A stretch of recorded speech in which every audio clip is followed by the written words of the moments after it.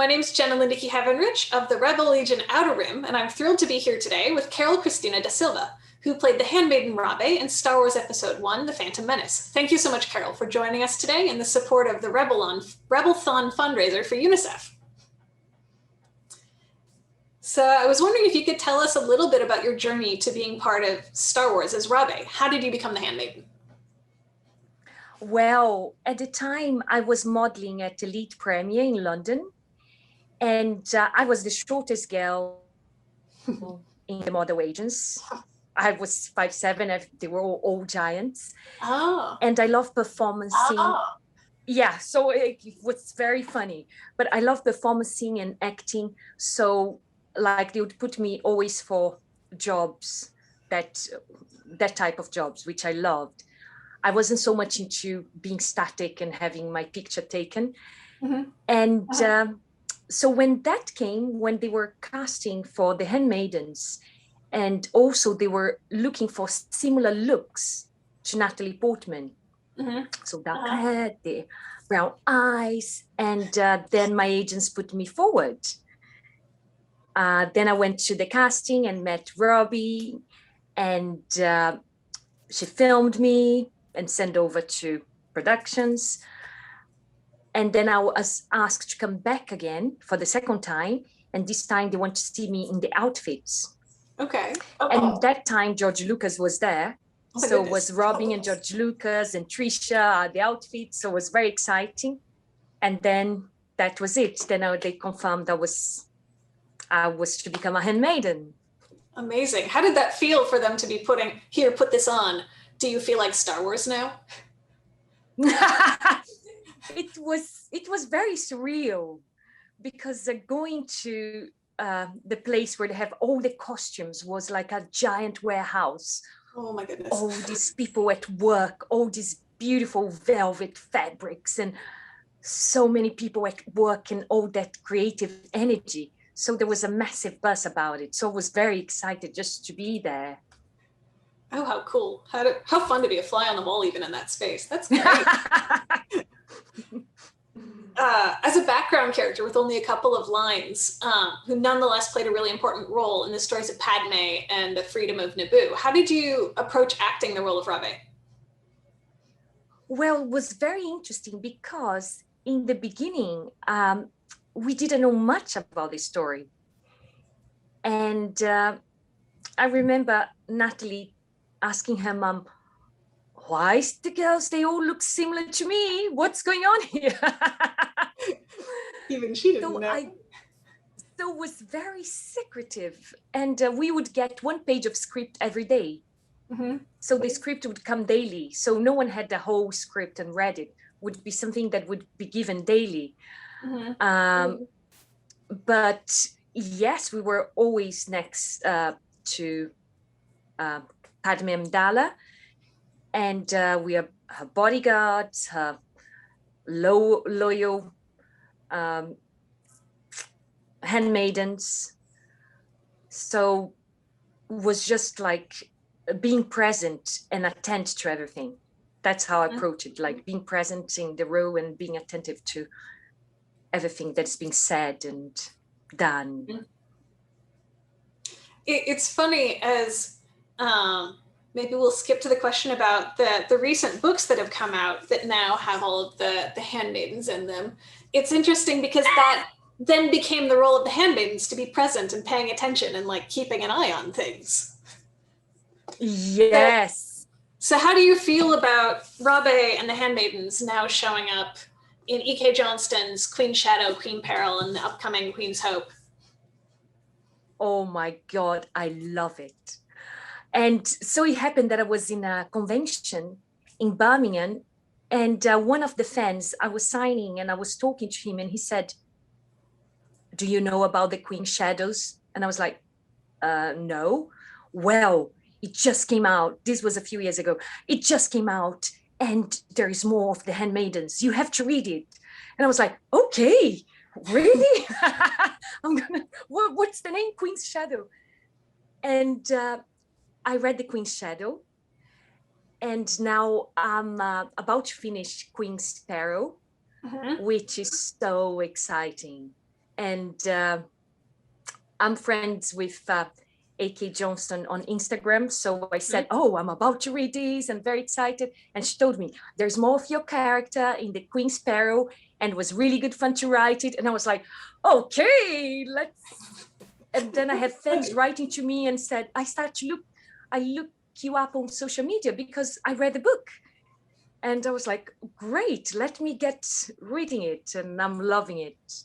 And I'm going to talk to her because I have this program that I started, The Magic of Human Beings. So I invited to be in conversation with her on live on the 23rd of April. Okay, 23rd of April, what time? So we can all mark our calendars. So it will be 2 p.m. UK time.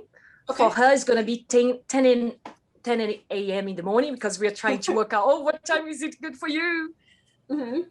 And I'm so excited because then we can talk about the books, the character, how. So it's amazing to rediscover after all these years. That's to know fantastic. more. Have you seen that adult Rabbi also shows up in a comic book? Is that the Darth Vader comics? Yes. Yes. No, I haven't. It's a lot of fun. So highly recommend it. I want to say the paperback came out fairly recently, but it's a lot of fun. It's after The Empire Strikes Back, when Luke rejects, no, you can't be my father. And so then he's reliving his rejection from Padme and starts to go look into things and then meets the Handmaidens. And that's a bit of an experience. What? Wow. So it's a lot of fun. It's a lot of fun. It's thrilling for me as someone who, I was 13 when The Phantom Menace came out. So I was that perfect age, and something about Padme and the Handmaidens just really struck a chord with me, that they're possible to be feminine and compassionate and fierce and saving the day, and still just these beautiful clothing. And that was still, to me as a kid, that was really relatable, even more so than Princess Leia had been. And like, how did you, when you took on this role, think about, I don't know, this new generation of Star Wars fans that would be seeing you on screen? It's, at the time, I wasn't really thinking about that. But I remember on set, George Lucas talking about it, and like Jar Jar Binks talking about, because there were the people that love the old Star Wars, and we were talking set saying, oh, this is a bit different in a way from the older one. And he said, this, guys, is not for you guys who already love Star Wars. This is for the young generation. This is for the young generation. So that was, we were all thinking like, oh, okay. And seeing that, how the repercussion, like even my cousins, I remember they were 6, 7, and they were loving it. And the characters, and yeah, and I think it's incredible to bring such a crew of young girls on board. Exactly as you said, Jenna, being feminine but fierce, courageous, and when action comes, they're up there with it. So I guess maybe speaking on that, did you have any favorite scenes? Was it the action? Was that your favorite stuff, or did you prefer the background? Oh, yes. No, the action was my favorite scene. When we were running, there was explosion going, people running into the planes, me and Captain Panaka getting in a corner, trying to escape. Oh, the action scenes for me I love them. It's amazing to watch. I can hardly imagine being a part of that. That's so much fun. How was the rest of the cast and crew to work with? They are all so lovely. So me and Lise, we were the handmaidens. They were there all the time. So we were together with Natalie, Ian McGregor, Liam Neeson, Hugh Quashie, and Hugh and I became great friends because we live nearby, North London. Okay. So the car that came to pick me up in the morning to go to the set passed over to his house and picked him up. So over the weeks, we became friends. And so that was lovely. And Natalie, she was at the time, they had a house in Primrose Hill, which was near where I was. So one day when we didn't have filming in the morning, she was like, shall we have a picnic in the park? And I said, sure. Oh, and yeah, and she was 16 at the time and I was 21.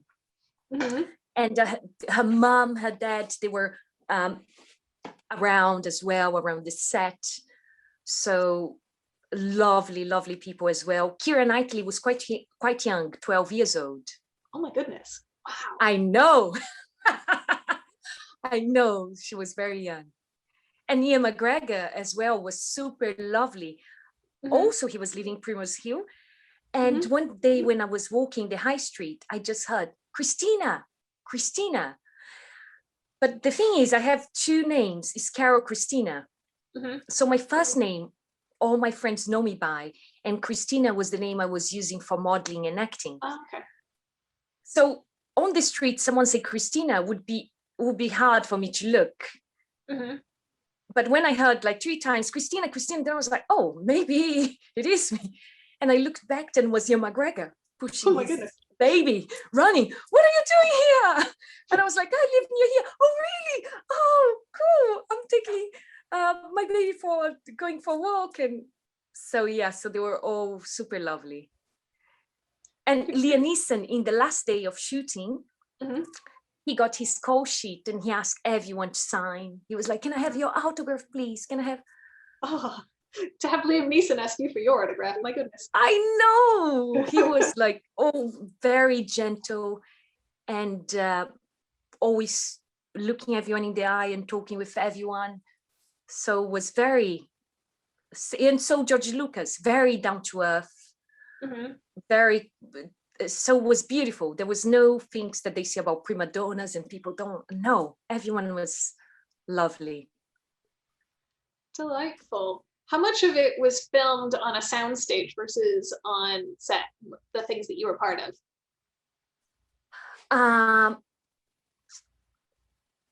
There was, because there were things that were built like in the studios where the airplanes were, like but there was, I think, was a mix. I don't know exactly how much the amount, but yeah, both. Right. That's fun. Were there any particular fun locations to go to? Oh, Caserta, when we went to the palace in Italy. That was very exciting.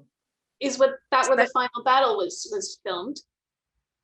That was when we had just where the throne scene, when we were walking. So they used the palace there in Italy, in Caserta. And it was lovely because we all took a plane together. So the whole cast and crew going on a plane, going over to Italy. Oh, lovely. I'd love to visit sometime. Now I'm putting that on my bucket list to see. So, let's see. Did you have a favorite costume? The battle costume. Yes. Was very empowering. Like it was so beautiful, the velvet, but also we had this lovely leather boots, long leather boots, and the cut. It make you feel very powerful and ready for battle. So we're a bunch of costumers and we raised money through costuming. That was one of the first Star Wars costumes I made. Because when I saw that when I was 13, I said, I need that. And so I got better at sewing and I made it for myself, and I totally agree. I feel like I can take on the world in that. Yes. So what age did you made it? That costume, what age were you? 13? No, so that was much more recent. I'm in my 30s now, so I want to say I was in my mid-20s by the time I made it. So maybe around the same age you were when you played Rabbi, but I still put it on now and then and just feel amazing. That it's the sort of thing, if I could wear it to a job interview, I would. Yes, it is very powerful. It's unbelievable. And it's interesting because then we talk about the power of clothes, huh? Mm-hmm. Like there is a charity in London that they do charity with clothes to help women in their work, in their job, Mm-hmm. to make them feel powerful. And I totally think, for example, that costume, when you put it on, the way it fits gives you some kind of, I'm ready. Yes. Trisha Some Bigger people did say it. high heels. Sorry? I was saying Trisha Bigger did a spectacular job with that for that scene. Yeah. Some people say bring on the high heels. I'm like, I prefer bring on. The velvet coat. Very good. Yeah, bring the coat and the trousers. And Were there any of Queen Amidala's wardrobe that you wished you could have tried on? I did try one for the premiere. Okay. Yes, because for the premiere, they asked if I could be Queen Amidala in London when they open in London, to come out to greet the crowds. So I wore the Senate one that has two things coming out here. Oh my goodness, that one. Yeah, so I wore that for the premiere, and it's slightly heavy, incredible, but slightly heavy. And if I had to choose one that I would like, would be the one that she wore for the party, the Jubilee party, the white, flowy. Oh, yeah. So in the last scene when we all celebrating. The big cape and that one's lovely. Yes, because headpieces, I'm not sure I'm so keen in headpieces, especially of the weight. Yeah. She must have had such strong neck muscles by the end of that. Let's see. I think that's the end of my movie questions. Do you have any other fun anecdotes you'd like to share? When we went to Italy, there is a scene like Sofia Coppola was playing one of the Handmaidens, and her brother came to Italy, Roman. So there was a scene that they put her sitting down and the brother next to get the Coppola corner. So that was quite funny. Oh, fun.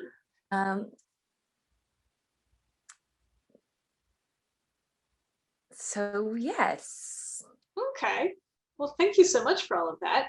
I'm curious now, as it's been quite a while, what are you doing these days in your art? So I got involved with puppetry, theater making, and I've been working schools with creation myth puppets. We take myths and we go to a school for a week. We do a residency, and we create a whole show with the kids, and they teach them how to make and do the performance for parents and grandparents. And it's a massive celebration, very rewarding and beautiful. But of course, this work that I've been doing in schools, it requires involves a lot of people, not only in the making, but also in the final celebration with parents and grandparents. And since COVID, that's been taken away.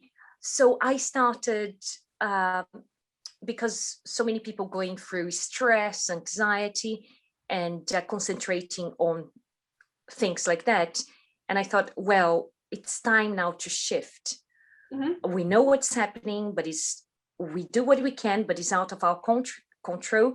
So I created the Magic of Human Beings, which is I share stories. I always invite someone, like people that I find really interesting and inspiring, to share their stories about change, challenge, transformation, to share with us why they do what they do, and what kicks, and through that sharing stories to connect each other. And I did season 1, and it's so beautiful because they're so different, like singer, photographer, children's illustrations book, and everyone has get inspired about something. And and that's the next season we start will be with A.K. Johnston. So I'm very looking excited. forward to it. And so if we wanted to, I would like to see your costume that you made. If you can wait a moment, I can pull that out. Yes. Let me grab that. It's in the other room. Alrighty. Hello. Hello. There's a little kitten. Here we are. Oh, wow. Wow. It feels so amazing to wear. I wish I could do it more often. Oh, fantastic. What's been so fun about this is this costume really has inspired a lot of people. So when I made it, it was myself and 4 other people making handmaidens together who are about my age. And then a few years ago, I moved and I brought this with me, and 12 other people, young women, were saying, well, I want one of those too. And so it's become this sort of way of once a month, people would come to my house prior to COVID, and we'd cut and we'd sew and we'd help each other together. And it really just felt like a way of, this costume in particular, bringing people together. Oh, wow. And it's my favorite. We all definitely feel that way together. Oh, it's fantastic that that's what I love. And also in the Magic of Human Beings, about people's stories and things like that. It's like, it's something that is created and is out there and then takes a life of its own. Like the inspiration, the people getting together, what they get from it. Like sometimes you put something out there and you don't know what repercussions it's gonna have. And that's the beauty. Right. How could you have known back in 1999 that you putting on that costume and acting it was then going to bring a dozen people into my living room and we became friends over this costume? Like, it's all of these things keep affecting. And I'm really looking forward to how the handmaidens that are showing from books and who knows what else is going to keep finding the new generation of people. Yes, and there is a new book coming up, huh?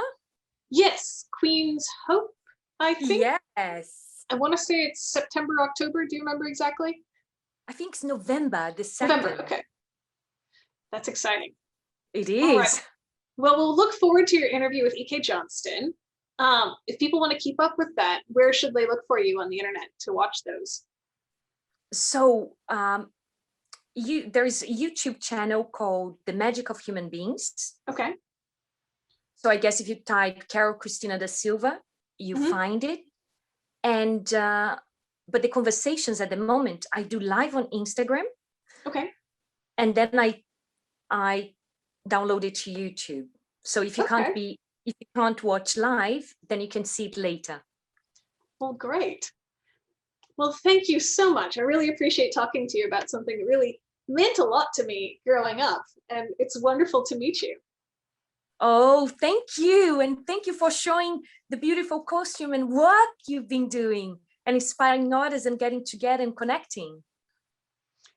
Well, thank you so much. I'm going to hit the close off button. Let's see. Now I need to find it. There it is. All right.